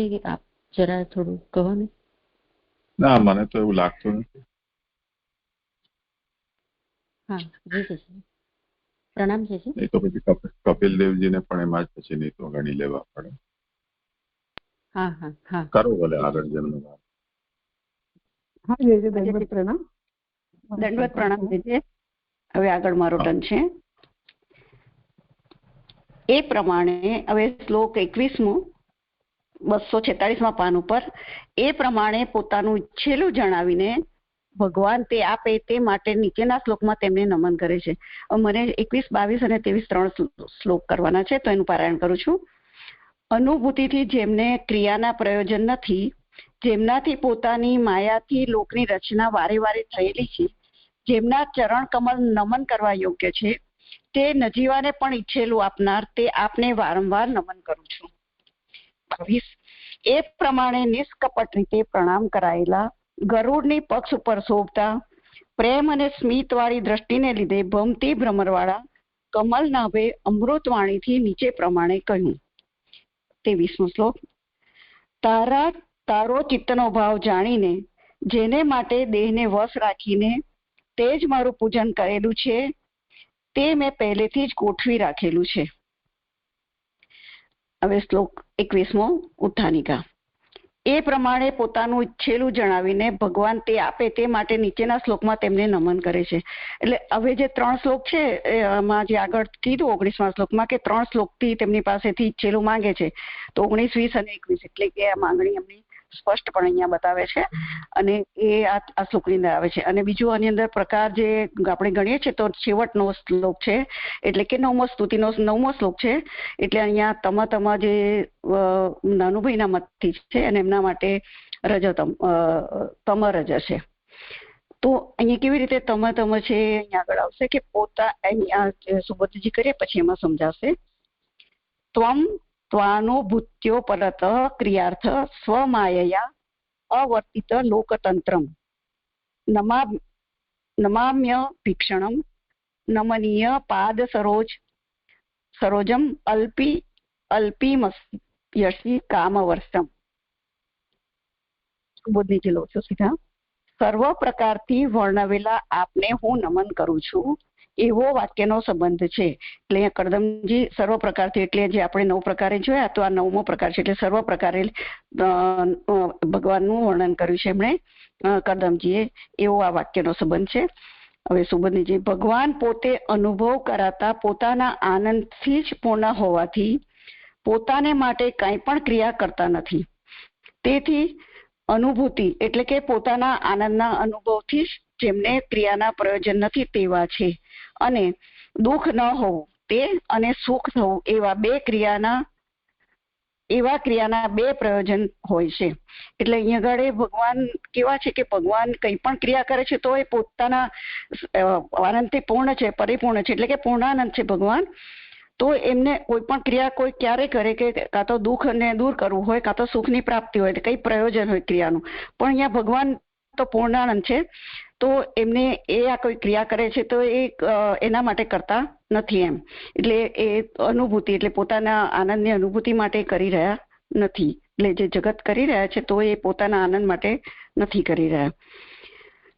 જગતના કારણ થવાની ક્રિયા પણ ભગવાન પોતાની મેળે કરતા નથી, પરંતુ માયાથી કરે છે, એમ પોતાની માયાથી શબ્દથી કહેલું છે. એટલે આ ક્રિયા જે આપણને દેખાય છે કે ભગવાન જગત કરતા છે, તો એ જગત કરવા માટે પણ એમને કોઈ પ્રયોજન એવું નથી, એ લીલા છે. તો એ સ્વયં નથી કરતા, પણ પોતાની શક્તિ માયારૂપી યોગ માયાથી એટલે પોતાની માયાથી એ કરી રહ્યા છે. ઘણા પ્રકારે વારંવાર થયેલી છે લોકતંત્ર, લોકની રચના જેમનાથી તેવા ભગવાન છે. કારણ કે પોતાને આધીન માયાથી તે ઘણા પ્રકારે સૃષ્ટિ કરે છે. એટલે કે જે અત્યારે જગત રચના થઈ રહી છે, જગત રચના કરે છે ભગવાન, તે પોતાની એટલે કે પોતાની એક શક્તિ પોતાને આધીન છે તેવી માયા વડે કરે છે. એવા ભગવાન છે. એટલે અહીંયા ભગવાનના સ્વરૂપનું આ રીતે અહીંયા વર્ણન કર્યું છે કે ઘણા પ્રકારે વારંવાર થયેલી લોકતંત્ર, લોકની રચના જેમનાથી તેવા ભગવાન છે. એટલે ભગવાન કેવા છે કે ભગવાન પોતાની માયા વડે સૃષ્ટિ કરે છે. તેથી આવા ભગવાનને હું નમન કરું છું. એટલે ભગવાન આવી જે સૃષ્ટિ કરનાર ભગવાન છે તે પોતાની શક્તિઓ વડે, પોતાની શક્તિ માયારૂપી શક્તિ વડે સૃષ્ટિ કરે છે, એવા ભગવાનને નમન કરે છે.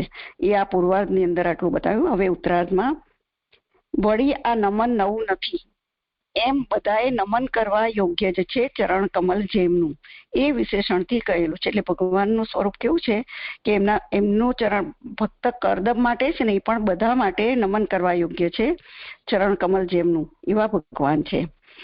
ચાલુ કામમાં ઉપયોગ થાય તે માટે નજીવાને પણ ઈચ્છેલું આપનાર એ ગુણ કહે છે.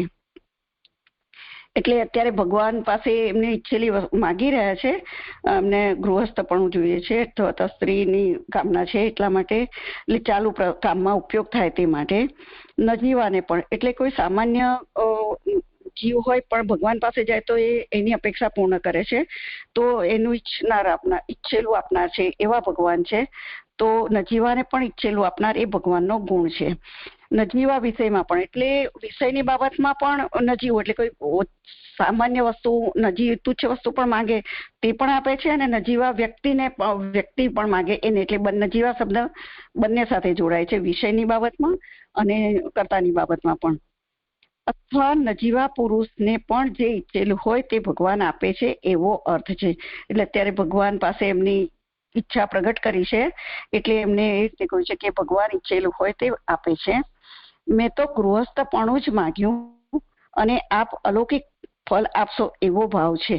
એટલે કરદમજીએ તો અહીંયા ગૃહસ્થપણું માંગ્યું છે, પણ ભગવાન તો ઉદાર છે, તો અલૌકિકપણું પણ આપશે એવો એમનો ભાવ છે. અહીંયા આગળ શબ્દોમાં અલૌકિક આ વાક્યમાં નથી બેસતું, પણ અહીંયા ભગવાન આવા છે, ઉદાર છે અને કૃપાયુક્ત છે અત્યારે, તો એ અલૌકિક ફળ આપશે એવો ભાવ કરદમજીનો પોતાનો પર્સનલ છે.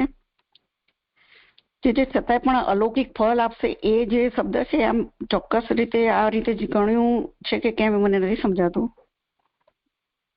તો આગળ આવશે, આગળ ભગવાન કહી તો રહ્યા છે. બરાબર. હવે 21 પૂર્ણ થાય છે. હવે આગળ 22 કરું છે. તેણે માંગણી કરી, એટલે કરદમજીએ માંગણી કરી ત્યારે અદ્ભુત કર્મ કરનાર ભગવાને શું કર્યું એ જાણવાની ઈચ્છા થાય, તેથી નીચેનો શ્લોક કહેલો છે. એટલે કરદમજીએ જયારે એમની માંગણી સ્પષ્ટ કરી, એમની સામે ઈચ્છા પ્રગટ કરી, ત્યારે ભગવાને શું કર્યું એવું જાણવાની ઈચ્છા, તો એના માટે નીચેનો શ્લોક આવે છે. તો મૈત્રેય ઉવાચ, એટલે વિદુરજી પ્રત્યે મૈત્રેયજી કહે છે, ઇત્યવ્યલિકમ પ્રણોતો અબ્જનાભ સ્તમાભાસે વચસા મૃતેન સુપર્ણ પક્ષોપરી રોચમાનઃ પ્રેમ સ્મિતો દ્વિક્ષણ વિભ્રમ દભ્રુ.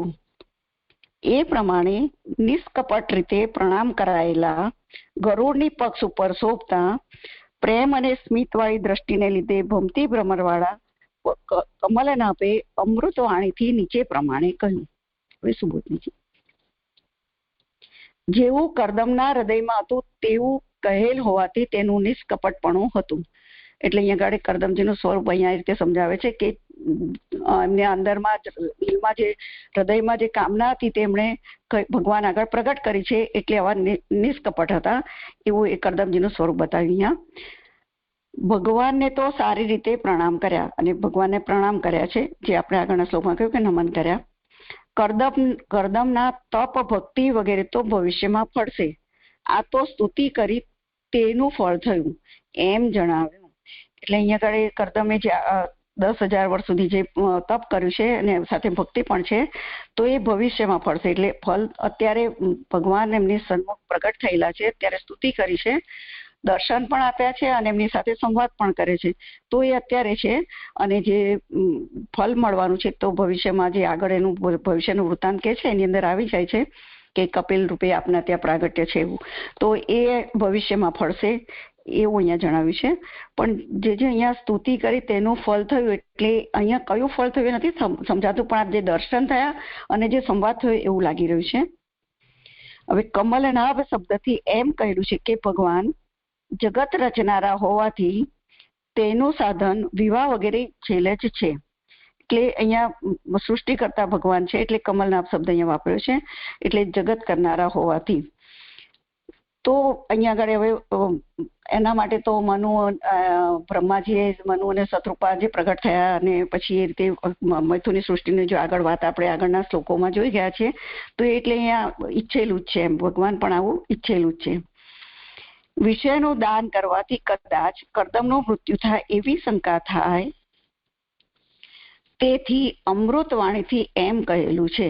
એટલે અહીંયા આગળ મૃત્યુ એટલે દેહના મૃત્યુના અર્થમાં નથી, પણ વિષયનું દાન કરવાથી કદાચ કરદમનું મૃત્યુ થાય. એટલે અહીંયા કાલ ધર્મનો વિષય બની જાય, વિષયોમાં આસક્ત થઈ જાય અને કાલ ધર્મનો વિષય બને એવી કોઈ શંકા કરે તો ભગવાનની જે વાણી છે તો અમૃત વાણીથી એમ કહેલું છે, એટલે એવું નહીં થાય, કાલ ધર્મ એમને સ્પર્શ નહીં કરે એમ.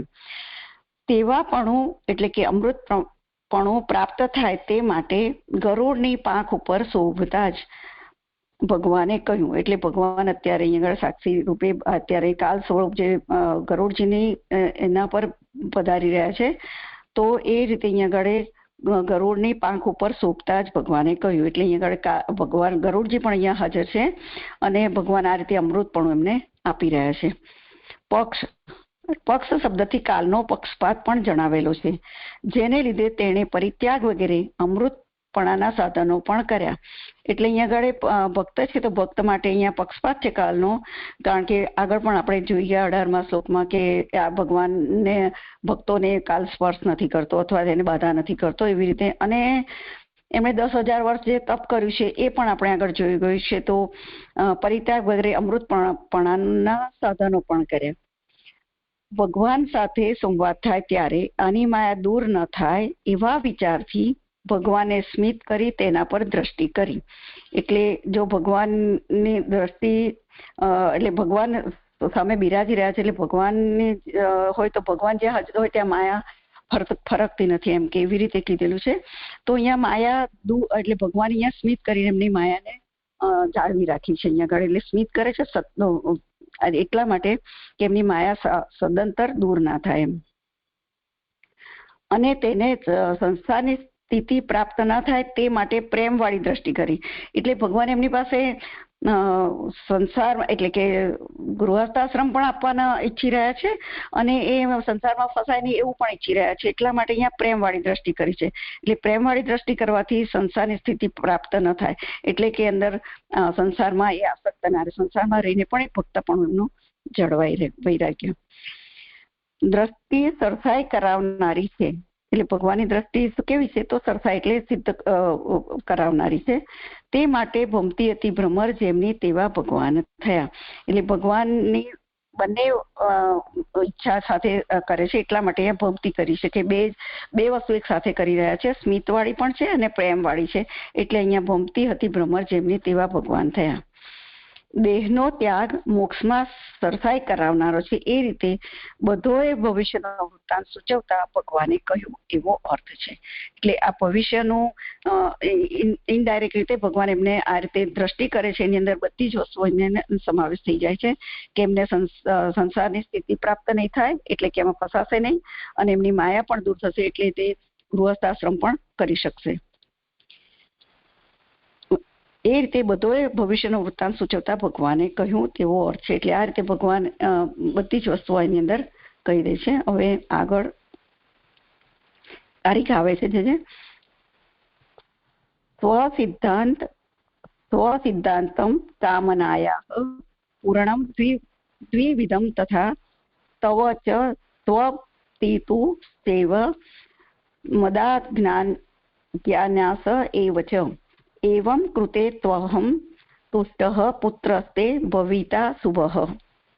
પોતાનો સિદ્ધાંત તથા મારી અને તારી અને તારા પિતાની એવી બે પ્રકારની કામનાઓને પૂર્ણ કરવાનું અને સંન્યાસ લેવાની મારી આજ્ઞા એ પ્રમાણે કરવામાં આવતા પ્રસન્ન થયેલો હું તારો પ્રસિદ્ધ પુત્ર થઈશ. આ કારિકામાં એનો વિષય એટલે આ ભવિષ્યનું વૃત્તાંત જે કીધું એ અહીંયા આગળ કહી દીધું આ કારિકામાં. એટલે ભાવિની વૃત્તિથી કે ભવિષ્યમાં હું તમારો પુત્ર થઈશ. પોતાનો સિદ્ધાંત એટલે કે ભગવત શાસ્ત્રનો સિદ્ધાંત, એટલે ભગવાન જેને કરાવવા માંગે છે તે પોતે કરાવીને અગાઉથી જ ભગવાનનો નક્કી જ હોય છે. તારી એટલે કે કરદમજીની અને તારા પિતા એટલે બ્રહ્માજીની એ બે પ્રકારની કામનાઓ પૂર્ણ કરવાનું, બે પ્રકારની કામનાઓને પૂર્ણ કરવાનું. અને ભગવાન ઈચ્છા કે આ કારણ પૂર્ણ કર્યા પછી સંન્યાસ લેવાની ભગવાનની પણ એ આજ્ઞા છે. એટલે પ્રસન્ન થયેલો હું એટલે ભગવાન એમની સ્તુતિથી પણ પ્રસન્ન થયા છે, જે આગળ આપણે કીધું તે રીતે, અને જે એમનું નિષ્કપટપણું એમણે પ્રગટ કર્યું છે તેથી પણ પ્રસન્ન થયા છે. તો હું તારો પ્રસિદ્ધ પુત્ર થઈશ. હવે બે આજે ઉપર પોતાનો સિદ્ધાંત કહ્યો તે સિદ્ધાંત માટે અહીંયા આગળ બે શ્લોક આવી રહ્યા છે. તે બે શ્લોકોથી ભગવાન શાસ્ત્રનો સિદ્ધાંત કહે છે. એક પ્રશ્ન છે મને, એક મિનિટ. હા હા જે પ્રણામ આ જે ઉપર આવ્યું છે ને 22માં શ્લોક, ભગવાન સાથે સંવાદ થાય ત્યારે આની માયા દૂર ના થાય એવા વિચારથી ભગવાને સ્મિત વાળી દ્રષ્ટિ કરી, અને તેને સંસારની સ્થિતિ પ્રાપ્ત ન થાય તે માટે પ્રેમ વાળી દ્રષ્ટિ કરી. જે આનાથી શું સમજાવે છે કે એની માયા દૂર ના થાય, એટલે એમની માયા દૂર ના કરાવીને શું કરવા માંગે છે ભગવાન? એટલે એમણે માયા દૂર ના થાય એટલે સ્મિત વાળી દ્રષ્ટિ કરીને એમાં સંસારની સ્થિતિ પ્રાપ્ત ન થાય તે માટે પ્રેમ વાળી દ્રષ્ટિ કરી. એનાથી ભગવાન શું કરાવવા માંગે છે એમની જોડે એ ના સમજાય મને. મહાપ્રભુજી શું સમજાવે છે? પ્રણામ. હા, એટલે અહીંયા એવું કે છે કે માયા દૂર ના થાય. એટલે ભગવાન જયારે ભગવાન બિરાજતા હોય ત્યારે માયા એની આજુબાજુ ના હોય, એટલે સામેવાળાને માયા લાગતી નથી. એટલે ભગવાન જો એમની સન્મુખ બિરાજી રહ્યા છે તો એમની માયા હશે, માયા દૂર થઈ જશે તો એ જે ગૃહસ્થાપણું જે એમણે માંગ્યું છે તે કરી ભોગવી નહીં શકે, અથવા તો જે એમની સૃષ્ટિ રચવા માટે કે પ્રજા ઉત્પત્તિનું જે કાર્ય છે ના કરી શકે. એટલા માટે ભગવાને સ્મિત કરી એમની માયાને જરૂર પૂરતી ત્યાં એમનામાં રાખી છે. એટલા માટે કરદમજી કરી શકે પ્રજા ઉત્પત્તિ, એટલા માટે સ્મિત કર્યું છે કે માયાને એમને જરૂર છે અહીંયા અત્યારે, તો એ માયા એમના માટે રાખી છે.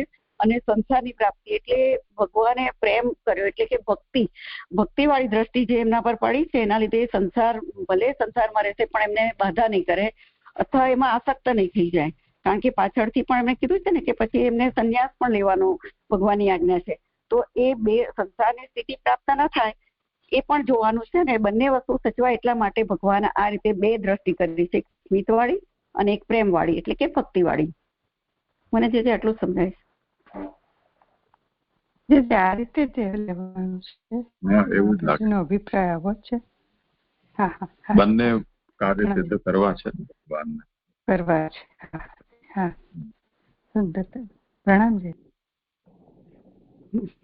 એવું થાય ને કે ત્યાં જેમ વ્રજ ભક્તો નો એ ન થઈ જાય એકીપણું, તેથી ગંધ માત્ર અવશિષ્ય કરીને રાખી, તેવી દરેક જગ્યાએ જેવું જેવું જયારે કાર્ય કરવું હોય ત્યારે તેવી રીતે પ્રભુ માયા સ્મિત કરીને માયા રાખે છે કે તે સંસારમાં ન ઢળી જાય અને મારાથી છૂટા ન થઈ જાય. તો જે આપણે ત્યાં પણ છે ને ગંધ માત્ર અવશિષ્ય, તો માયા એટલી તો જોઈ છે પ્રભુ સાથે રહેવા માટે, તો એ દરેક જગ્યાએ કાર્ય કરે છે યથા યોગ્ય. એવું સમજી શકાય જીજી?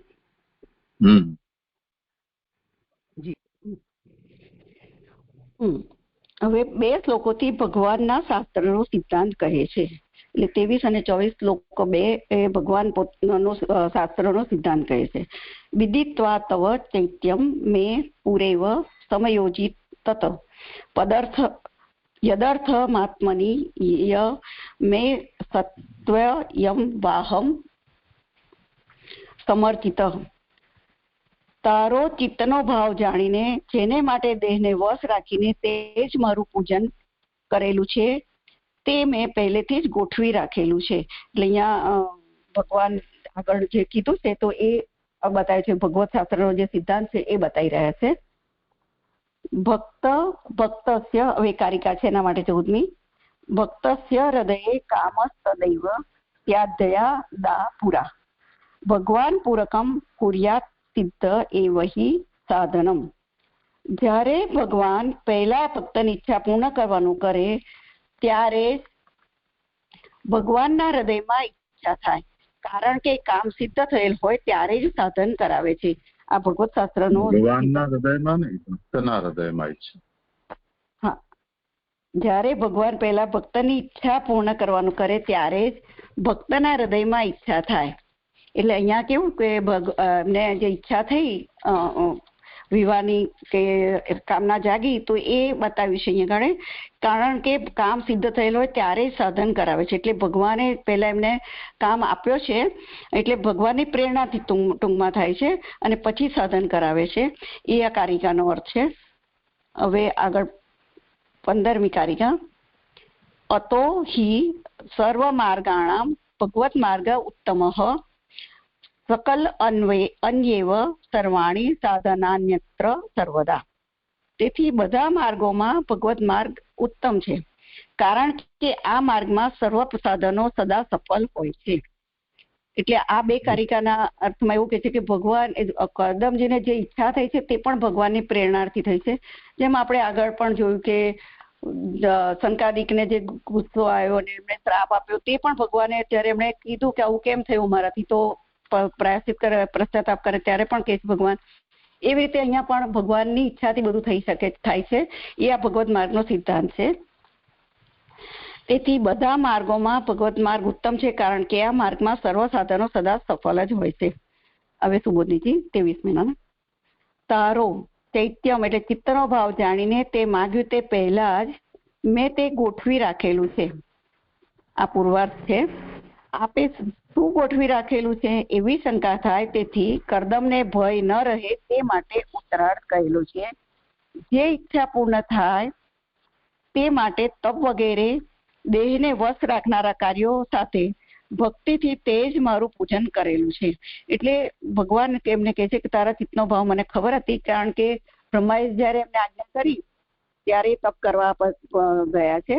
તો એ ભગવાને એટલે જ એમને પહેલેથી ગોઠવી રાખેલું હતું કે આ એમને આપવાનું છે.